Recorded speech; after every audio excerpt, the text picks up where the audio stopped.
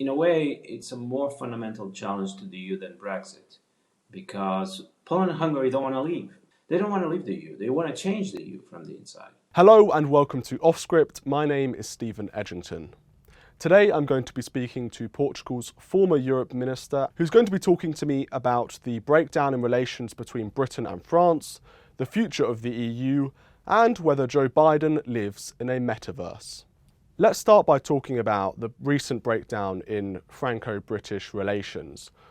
On a more broader point, why do you think Britain and France aren't getting on? I think it all goes back to Brexit. It was very clear from the beginning that there was a kind of a challenge to European integration that Britain was issuing. I remember the very first day after the referendum meeting a top official in Brussels, and he was quite open that the EU could not accept that a British Prime Minister would in the future describe Brexit as a success. And it's still an open issue whether it's going to be a success or not. It's certainly not been a failure or a disaster or a collapse, as many people announced. But I think the stakes are very high. The stakes are very high for France and Germany. They're very high for Britain.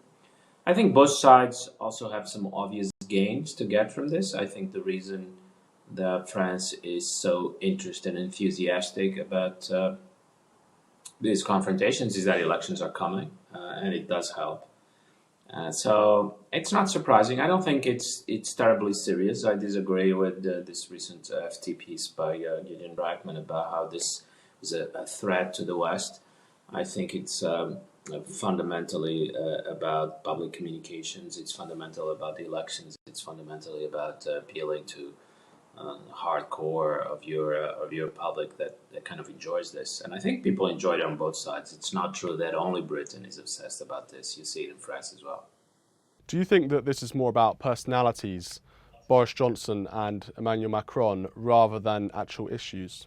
I think it's about personalities to the extent that both of them are really focused or obsessed about how they're portrayed in the media and how about the spat is portrayed in the media, as opposed to, say, Angela Merkel, who doesn't really care.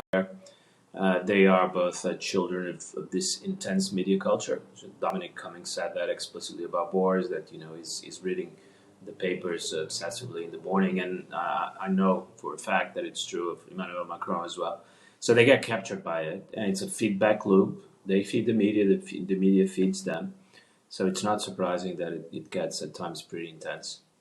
So has Macron got this kind of Napoleon Bonaparte syndrome that people accuse him of having in the British press? No, I think it's not quite about that. It's about being tough with Britain, and it's about projecting this image of toughness. It's about also jockeying for the position of leader of the European Union, so standing up for the EU. It's well accepted in Brussels by the whole world of Brussels officials, EU officials. And so in a way it pays, because Macron more and more can present himself as a champion of EU interests, and his popularity is consistently high in those circles. And that's another reason he does that. So it's in a way, it's actually not nationalistic. Obviously nationalistic. He's trying to present himself as the leader of Europe. That's the difference between Macron and, let us say, de Gaulle, that he sometimes takes some inspiration from. De Gaulle was a specifically, even parochial to some extent, French political figure. Macron doesn't want to be that, and to some extent I think he isn't. Do you think Macron in any way is isolated in Europe?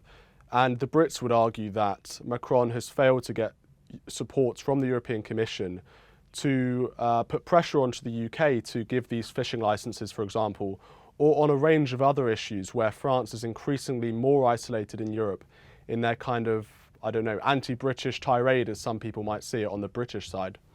I'm not quite sure that's right. I mean, the European Commission doesn't like confrontation by definition, but I see them still holding the line. There hasn't been any significant concession. Sometimes in the UK, there's still some hope for that. But what we're seeing is just the prolongation of Brexit. I always thought this would never end with the agreement, with the final agreement would continue in the years and decades afterwards, and I think that's what we're seeing. we're going to live with this for probably the rest of our lives. There are going to be moments of crisis, recurring crisis, moments of some relaxation, but it won't be over. Some of these issues and others will return necessarily to the table. And to that extent, you don't see any appetite in Brussels to put an end to it. And do see it in the UK. I think the UK wants to move on, but there's going to be an attempt by Brussels to make the agreement stick and in some cases reopen it, but not in ways that would be necessarily favorable to British interests or to current British Prime Minister. Is this really a change from historic relations between Britain and the rest of the EU when Britain was in the European Union? We've always had fights, we've always had rows over various problems. Perhaps this will simply be a continuation of that, if not on a larger or more exaggerated scale. Yeah, someone said at some point during the negotiations that Britain used to be inside the EU with lots of opt-outs, and then it would be outside the EU with lots of opt-ins. And I think that's the best description I've seen. I don't, I used to be in those meetings. I don't see a fundamental difference because the UK has not been able to decisively move away from the EU sphere and the way it's been captured by these discussions, and interests are very interlinked. And there's an attempt, AUKUS and others, to project a different kind of Britain that has, as the Spectator said, flown away into another world. I don't think that's going to happen. So what we're going to have is kind of a conflictual relationship that existed before, but also an inability on Britain's side to decisively break with the EU. Do you think that some Europeans leaders have been surprised by the fact that Britain, as you say, hasn't collapsed into this isolated island? And you mentioned the AUKUS deal there as an example of where Britain didn't need the EU to negotiate a major defence agreement, and Britain perhaps still has its allies in America and in other places around the world. Do you think some Europeans were taken by surprise? That's right. So it always seemed to me that Britain would do relatively well after Brexit, and that leaving the EU would not change the fundamental equation, because it always seemed to me that the strengths that Britain has were actually not directly related to its membership in the EU. I think the UK never took full advantage of its membership in the EU. One example that I always give is the single market in services was never developed. Either Britain was not able to do it or to lead the process, or there was no interest from other member states. But clearly the areas where the EU was providing tangible advantages to member states were actually areas where Germany and France and other countries had the upper hand, so to speak. The advantages that Britain had, the language, the skills, ability to attract highly skilled individuals from all over the world, the universities, the city in London, the media, which obviously, I'm here very happily giving an interview to a British media outlet, and I turned down invitations from other countries because the media is not as globally relevant as British media. So all that was obviously going to be there after Brexit. It was not going to collapse. No one could believe this. But remarkably, actually, lots of people, including in the UK, really thought that Britain's strength was directly connected to the EU membership, and so they anticipated a disaster to the very beginning of the process, and that clearly, I think it's clear by now, hasn't happened. Do you think fundamentally Britain should have ever joined the European project? Yes, because when it joined, it really was something different and less demanding. And then the EU changed in directions that I applaud and support, but that's not what the UK was interested in. Starting with the Euro and then the Lisbon Treaty, there was obviously a political dimension that we're trying to provide, and that is new, and that wasn't there in the 70s. So I actually don't think it is this tragic story that is sometimes described. I see it more as normal historical development. The EU developed in a certain direction, and the UK was not part of that project. And there should be space to correct decisions once the historical situation is different. That's how I see Brexit. So I always saw it as something actually relatively normal. That was my disagreement with many people in Brussels and many Remainers in the UK that described it as a historical tragedy. And it seemed to me things change and you have to adapt to them. And I still believe that also the EU might be better off. That it might be possible to do things without UK that would be impossible to do with UK. You mentioned earlier that Macron has an ambition to be the leader of Europe, unlike de Gaulle, as you rightly say. Do you think that that ambition has any possibility of being realised? And can you link that in with the new German chancellor, who is going to be coming in soon to replace Merkel? Right. No, I don't. I think it will be very difficult. Germany has advantages that France doesn't have. A strong economy, larger and stronger, and a political system that is much more consensual, less fragmented, able to deliver.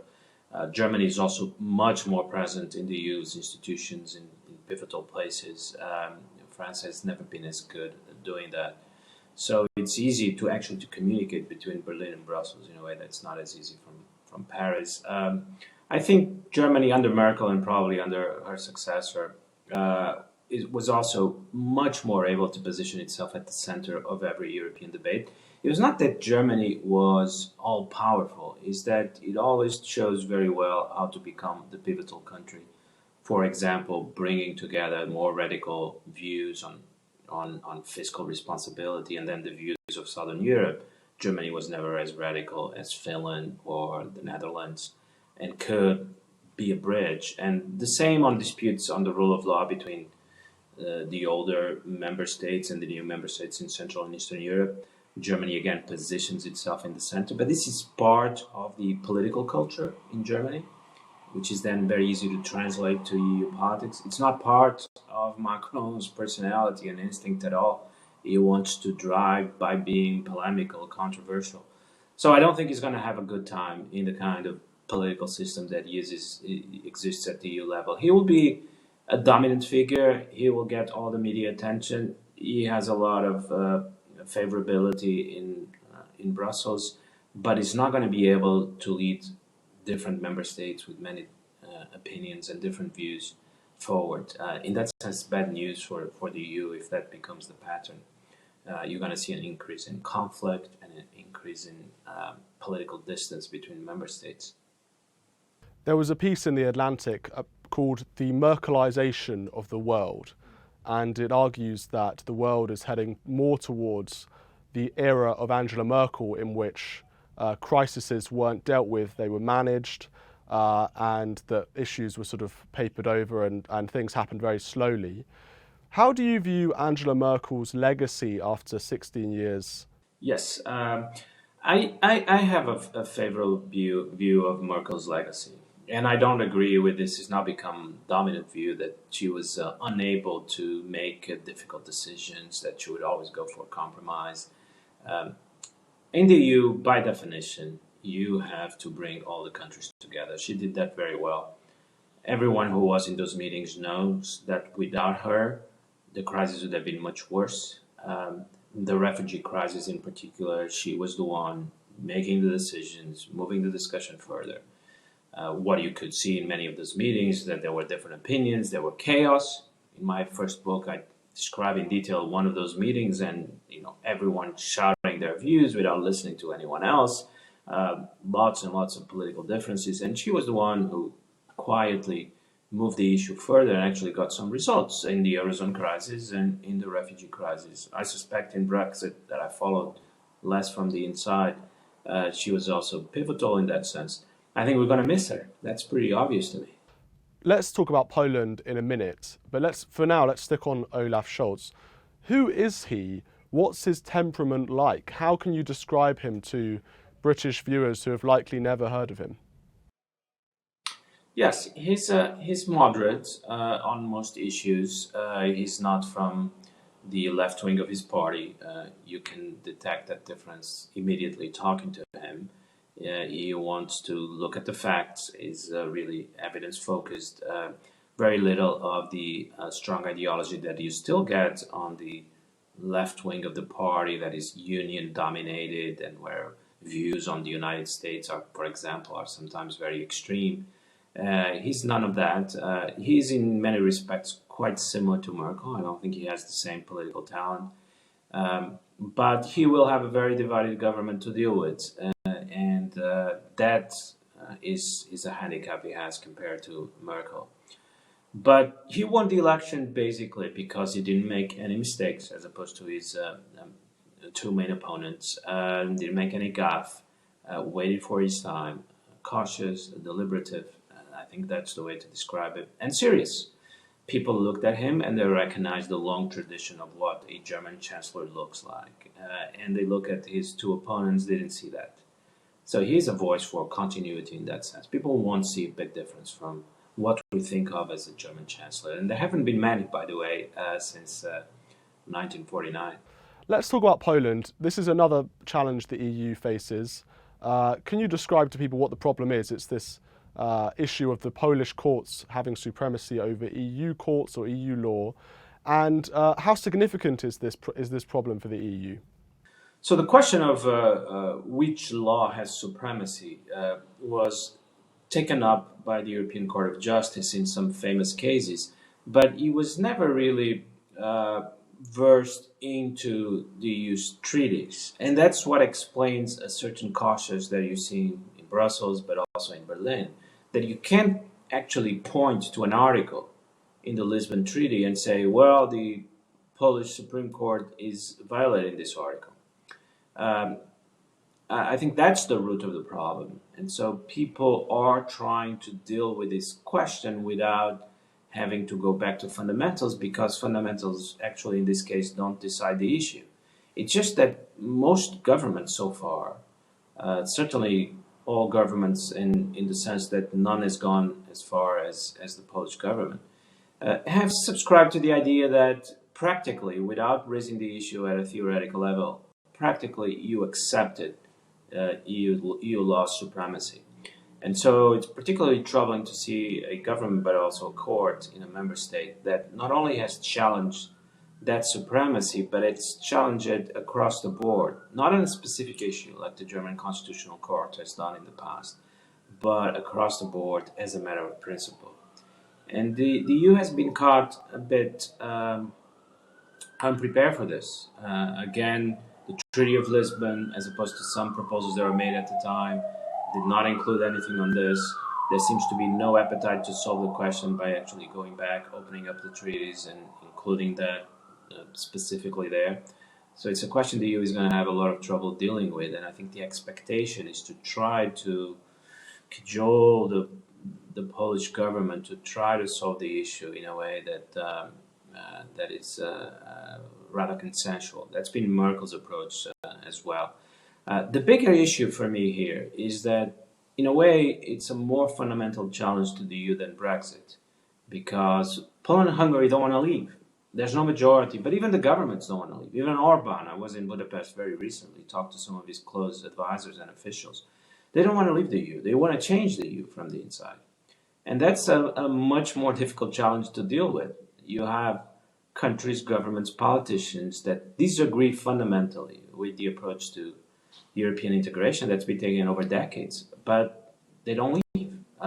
They make the processes very difficult from within, and they have a certain vision of the EU that is opposed to what the vast majority of people in other capitals believe in. It is a more fundamental challenge than Brexit from that perspective. Is the EU now fundamentally divided between Western countries, if you like, who believe in the European idea of integrationism, and the Eastern and Central European countries who want to assert their own national sovereignty whilst having the same benefits as they've had of membership, the economic benefits and so on?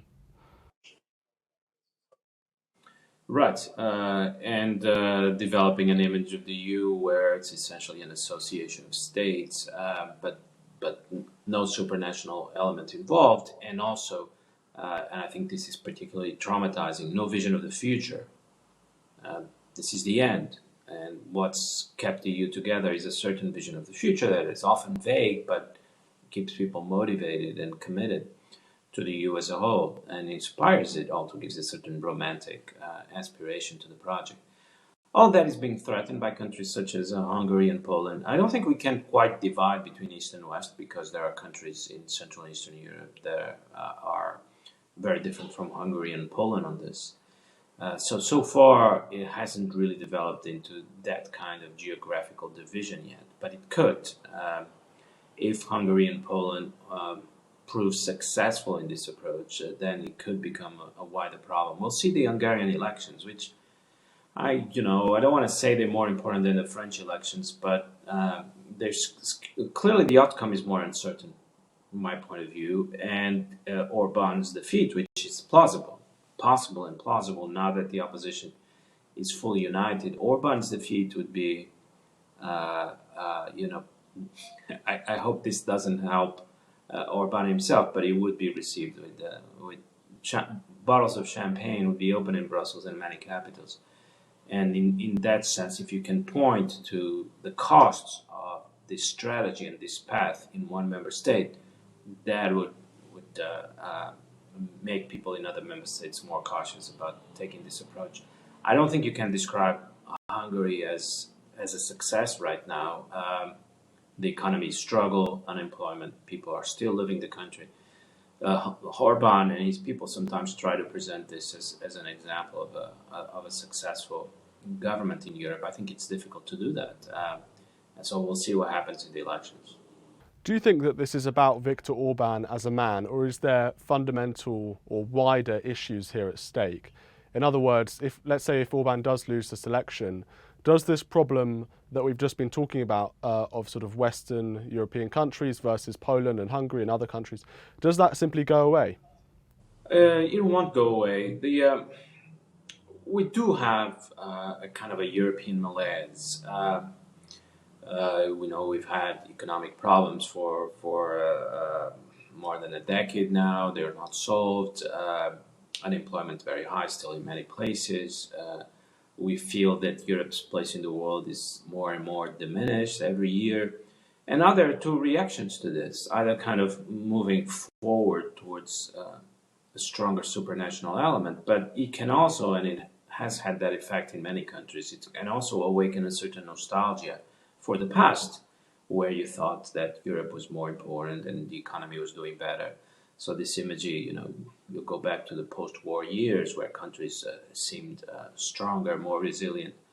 And so Europeans are now divided between these two images. We know that the present is not working, but the reaction to this can either be a certain image of the future, which we have not been able to provide with sufficient attraction, or then a return to a past where perhaps member states were more autonomous, more independent, and they felt themselves more in control of their own destinies. The question you have to ask is whether there is really a response, because if we project to the future a Europe that is divided between many different member states, is this really a situation where you can respond and compete with China, with India, with Russia, with the United States? Many people in Hungary, many people in France, many people all across Europe think that would be possible, but I think they're mistaken in the sense that their image of what their countries were is an image rooted in the past, and that world has moved on. Italy will soon be out of the top 20 economies. So when you project an image of Italy alone outside the European Union, perhaps in some people's minds, this is the Italy of the 50s and the 60s, of Federico Fellini, Marcello Mastroianni, and the Agnelli and the industrial powerhouse that Italy was. If leaving the EU would mean this, then it would be attractive, but would it really mean this? Or would Italy, in fact, become a marginal country and under Chinese or Russian influence? So that's the choice that Europeans have to make, but I expect that it won't be an easy choice because we are captured by these very vague images of both the future and the past, and it's difficult for the publics and the electorates to make sense of this. The only thing we know is that the present is not really working. So the world is changing. Europe is becoming weaker or less influential compared to how it was historically.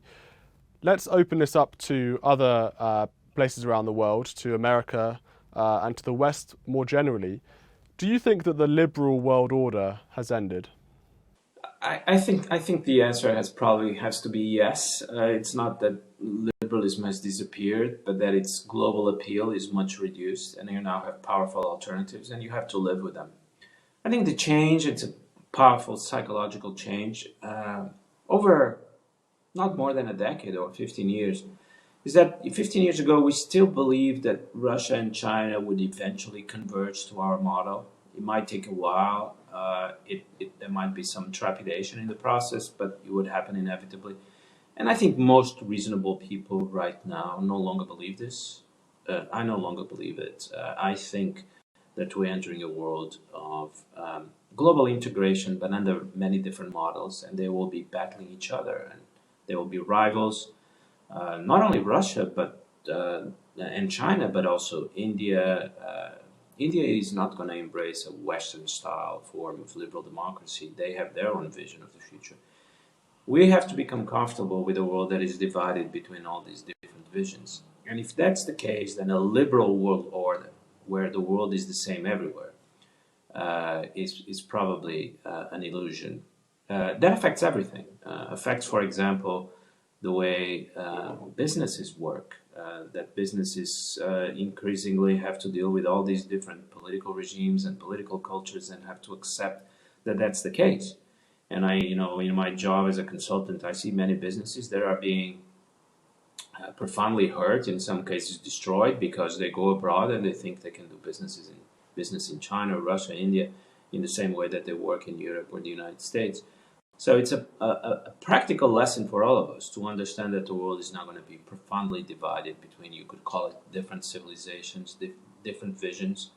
We are part of the same world, not retreating within borders, but it's this combination of different worlds under a globally integrated economy and media space and cultural space. You didn't mention America in that answer about the liberal order dying. Do you think America understands that the kind of liberal world order has ended? I think so, because the incredible thing is the contrast between American domestic politics and its approach to foreign policy. So within American politics, you now have a completely chaotic environment where many rather extreme proposals are on the table, on the left and on the right. I mean, wokeness or Trumpism, a profoundly chaotic and conflictual environment where the centrist, the liberal centrist consensus has completely collapsed. No one can even point to a figure that represents that. Perhaps Biden is the last of them, but even Biden has been captured by many forces on the left. This is the picture inside the US, but then in its foreign policy, when it's trying to project a policy abroad, it still uses the old liberal consensus, very strong. You get this contrast very vividly, for example, in a figure like Mike Pompeo. When he was abroad, you would still use the old truisms, the role of the media in a free society. Then he would go back home and call all journalists liars, corrupt, and enemies of the American Republic. This contrast was in some ways comical, but also troubling. And I think what is happening slowly but surely is that America is also abandoning its strong liberal consensus in its foreign policy, as it has to. Its foreign policy will end up following its domestic policy. Because if no one believes in that consensus when at home, how can you still project it abroad? And we see some signs of this already. We saw how Donald Trump was no longer using the same evangelical language about promotion of democracy. He would sometimes have some nice words about dictators here and there. And we see how Biden was extremely comfortable negotiating and talking with the Taliban. And at some point, some American officials were even presenting the Taliban as partners that we work with on security issues. This is a new America. It's an America that is much more comfortable with these forces of cultural and political diversity, conflict, different extremes.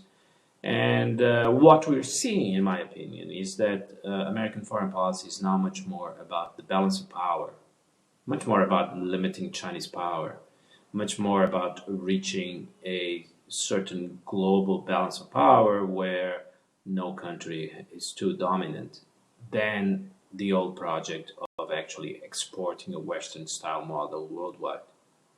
And Afghanistan also represents that. If you can't export it to Afghanistan, do you really think you're going to be successful exporting it to China? And no one really believes this anymore. So America still has a vital role, but is a role as a balancer, a role making sure that no one becomes too dominant in certain geographies. And it would be a good thing if America embraced this role, rather than the neoconservative obsession of making the whole world look like California, because the truth is, not even the United States looks like California, and not even California looks like California anymore. That's the reality. What is the metaverse? So we can perhaps think about how the pandemic forced us to retreat into a virtual world, and for many people that was the beginning of a new age where we're all going to migrate to the virtual world. Zuckerberg puts it in these terms. It's a new internet. It's different from the internet. It's not a new version of the internet. It's something entirely new, something that will replace the internet as a whole. And the fundamental difference is that in the internet, we look at a screen. In the metaverse, we are inside this virtual world. We can shop, we can meet friends. Another critical difference is in the internet, probably because it was never meant to take over our lives completely, we can stop, we go into our lives in the physical world, and then when we reconnect to the internet, we reconnect again. The metaverse is supposed to be permanent and continuous. If you are inside a virtual shopping mall in the metaverse, not a page like Amazon, but a shopping mall with virtual walls and shops, and people can rent those shops, perhaps they will have to pay Facebook for it. Then your avatar will be left there in some place in the mall. If you go have a meal in the physical world, when you return, the avatar is in the same place. It becomes a second parallel life. And the idea that Facebook and many other people believe in, I believe in it as well, is that increasingly our economies, large parts of them, will migrate here. It will be much more important for you to have a shop in the metaverse that whole the world can go to, and where you can try clothes on virtually. You can actually see how they look on you. You can walk in them. You can perhaps even feel the fabric in your hands through haptic gloves. It will be much more important to have a shop there than to have a shop on Piccadilly or Oxford Street. So I think we're entering an age where increasingly this virtual world will take over large parts of our life. Now, you have said on Twitter that Joe Biden lives in his own metaverse. Can you explain that?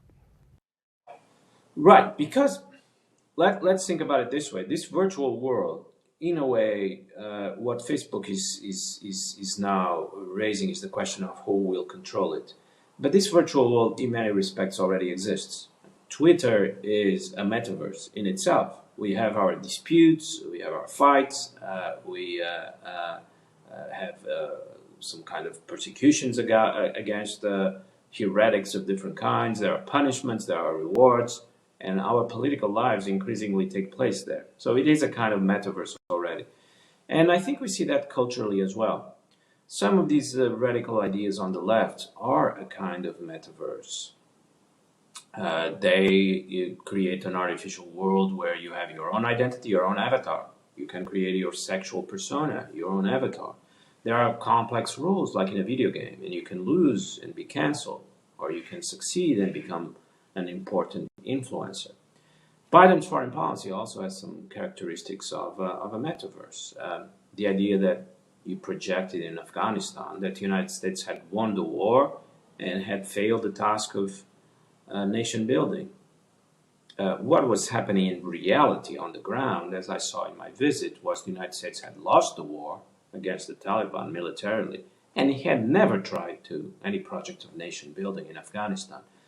But with our technology, with our culture, in 2021, it is quite possible and quite attractive to build these artificial virtual worlds and try to convince others to jump in and to join us in that virtual world. But everyone is doing this, so the metaverses are multiplying. Perhaps there won't be a single metaverse, but many different metaverses controlled by different companies or different states. And you can visit or leave, and in some cases you may even regard it as the real world. and live there more or less permanently. But the age of virtual reality is now upon us, and it turns out that it's much more present than just in the experience that you have using some goggles. It's present everywhere you look. How does China fit into the metaverse? China's just issued a document by one of the main think tanks closely associated with the Chinese Communist Party, regarding it more or less as another American plot to take over the world. They're suspicious to see Facebook involved so closely in it. They think correctly, in my view, I've already said that before, that the metaverse will replace the internet and in many respects also in the process replace large segments of our real world economy with these virtual spaces, that commerce will take place in the metaverse fundamentally. And it will be regarded as an archaic practice to sell a car in the real world when you can go to the metaverse, try the car on ride on the streets, and then buy it, and it's delivered in the physical world. Although you can also, let me say that, buy a virtual car in the metaverse, and some people are going to live so much in the metaverse that they will want to buy a very expensive virtual car to drive there. That would be a question of status as well. And those products will cost nothing to manufacture, and they might be sold by good money. China regards this as fundamentally a threat in many respects, that there will be a reshuffling of the global economy, and some companies will become even more dominant, others will lose out. China is interested that some of its companies that have the technology, like Tencent, can be part of the process. China is also worried, and I also think correctly, that many of these technologies will be very clearly dual use. Many of the things we're talking about will be very relevant for the military. 3D imaging, artificial intelligence, brain-computer interface, virtual reality as such will be important, robotics of different kinds. So it's easy to understand why Chinese authorities would regard this both as a technological/military threat and as an economic threat.